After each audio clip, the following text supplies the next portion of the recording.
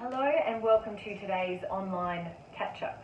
As you know, over the next few weeks, or a couple of weeks I should say, we're unpacking our event toolkit to give you a tool to help you with your planning and how you'll address the disruption that's happening in the events industry at the moment. So our first tool that we unpacked was the event purpose, and really getting back to basics and understanding the purpose that we were running the event in the first place.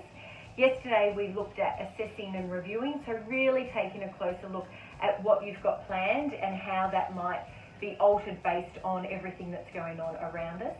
And today the tool that we're getting out is our event strategy. And the first thing I want to say with event strategy is just take a breath. I know a lot of us have had to move and work pretty fast in the last week or so to at least move our events, or for some cancel them. And we've needed to do that obviously to let our guests and delegate know, to make necessary arrangements with speakers we'd had booked, with caterers we'd had booked, with venues that we're engaged in. But the big thing with the event strategy is to really get the plans right and not rush into what the next version or 2.0 version of your event will look like. So a couple of things with the event strategy that we want to look at is why we're doing what we're doing, and that comes back to our purpose, so making sure we've really got that clearly in our minds and stated. So what we're going to do, so we know why we're doing it, how we're going to deliver, and then who are we going to deliver that to. So they're the key things that you need to think about in your event strategy. And we can't ignore everything that's going on around us, and that will be a different environment when we come out of it, whether that's in a few months or in 6 months' time, that we will be coming out of an environment where people haven't attended events, where they have been working from home, or they may have been engaging online. So we need to think in our strategy of how that will impact what the event will look like. So it's not just a straight postponement from now until next year or from now until later in the year.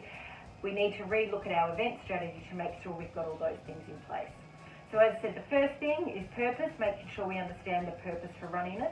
And bear in mind that might slightly change based on everything that's been happening. For instance, membership, it might be, the first time you get to reconnect in person and a live format with your members. So start to think how that will impact. So the strategy will have the why, which is the purpose, the what, and this is the type of event that you're going to run. Do you need to tweak the program? How will you actually deliver on the why, and really getting all those things in place?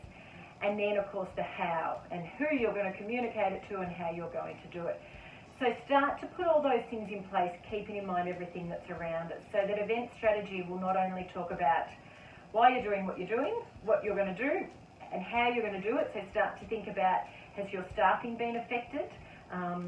Is there potential impact on the numbers that would be attending the event based on financially what's going on around the world, and then who you're doing this for. And each time you come to a new part of your event planning, check back in on the strategy. It's easy to get caught up in some fantastic ideas like, oh, we could do this, or oh, we could run this online, or oh, I've heard about this great initiative.